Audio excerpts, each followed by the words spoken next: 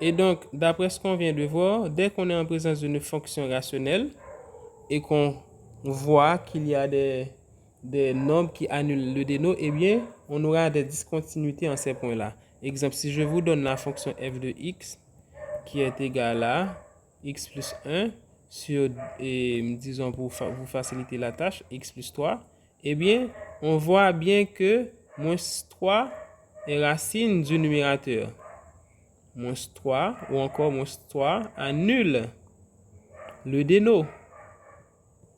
Eh bien, ça va impliquer que f ne sera pas continu en moins 3. Et donc, si on vous demande de vérifier si la fonction est continue en moins 3, même pas la peine de vérifier.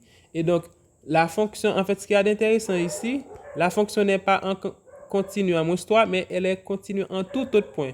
Ça signifie quoi? Si je prends 0, moins 1, moins 2, 3 quarts, racine de 2, n'importe quel autre nombre que je considère, la fonction admet une limite à ce point-là, et cette limite est égale à l'image de ce point, et donc on aura continuité. Par exemple, si je calcule la limite de cette fonction-là, quand x tend vers 3 quarts par exemple, vous allez voir que ça va me donner f de 3 quarts. Donc, ça signifie que la fonction est continue en 3 quarts.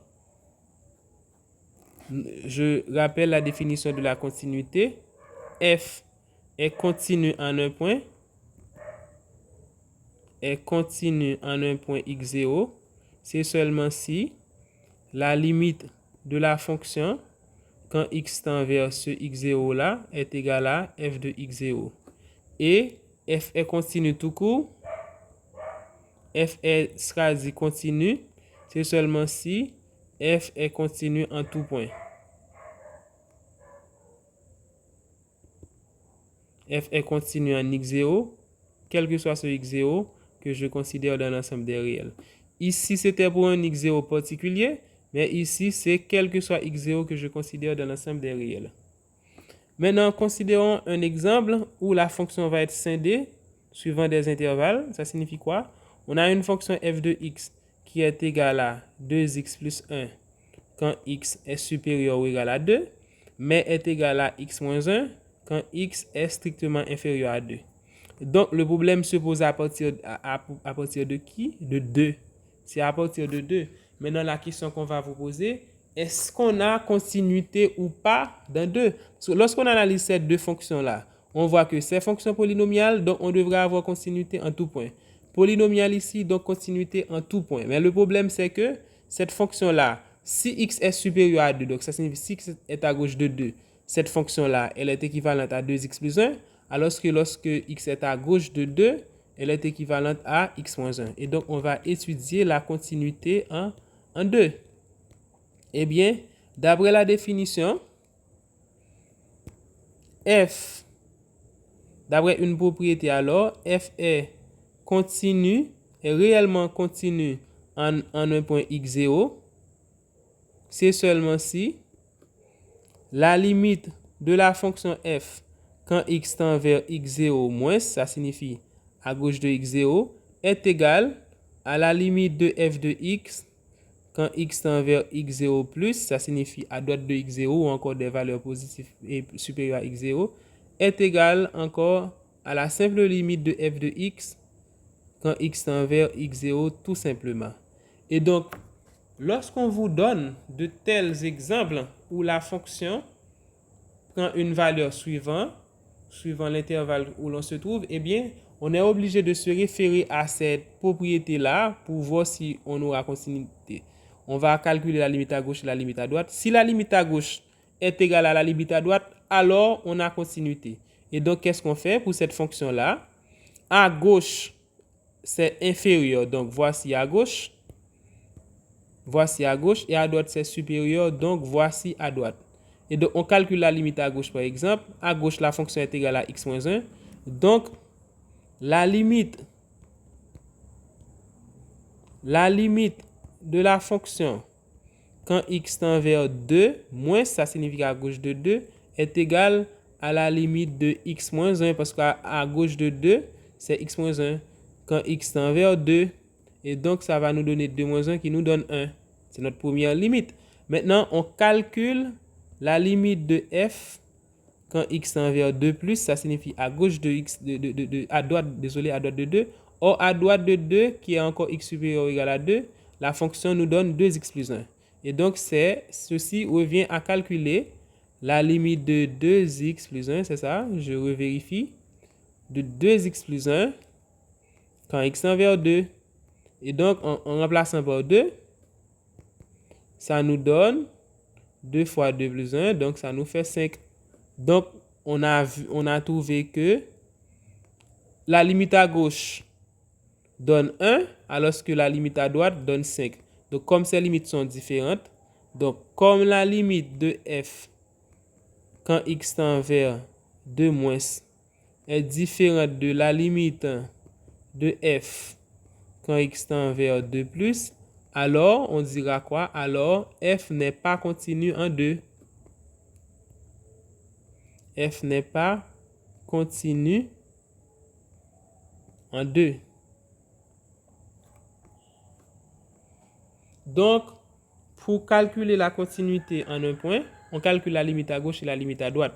Voilà ce qu'il faut savoir. Si on vous donne une seule fonction, par exemple g de x qui est égal à, je ne sais pas, 2x plus 3, vous calculez seulement la limite, par exemple, la limite au point qu'on vous a demandé.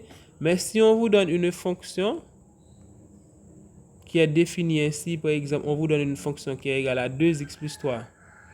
Si x est inférieur à 2, inférieur ou égal à 2, c'est égal à x plus 1. Si x est compris entre 2 et 5 et est égal à 5x moins 1, si x est supérieur à 5. Et donc, vous allez voir que la limite le problème de continuité va être à propos de 2, de 5, 2 et 5. On va vous demander de vérifier si la fonction est continue ou pas en 2 et 5. Donc, vous aurez à calculer la limite à gauche de 5, à droite de 5, à gauche de 2, à droite de 2, pour voir si ça donne la même chose. Si ça donne la même chose, on a continuité. Sinon, on n'a pas continuité. Maintenant, il faut savoir qu'ici, lorsqu'on va en 2 par exemple, lorsqu'on va calculer la limite de la fonction quand x est à gauche de 2, donc quand x tend vers 2 moins, à gauche de 2, la fonction est équivalente à gauche de 2, donc ça signifie x inférieur à 2, donc la fonction est équivalente à 2x plus 3. Donc ceci revient à calculer la limite de 2x plus 3 quand x tend vers 2, ce qui va nous donner 7. Alors que la limite de f quand x tend vers 2 plus, donc à droite, lorsqu'on est à droite de 2, ça signifie qu'on est supérieur à 5. Mais à droite de 2, on a deux possibilités. Lorsqu'on est à droite de 2, en fait, désolé, ici j'allais mettre x. Lorsqu'on est à droite de 2, on est soit en 2, 5, soit on dépasse 5. Donc, on a deux possibilités.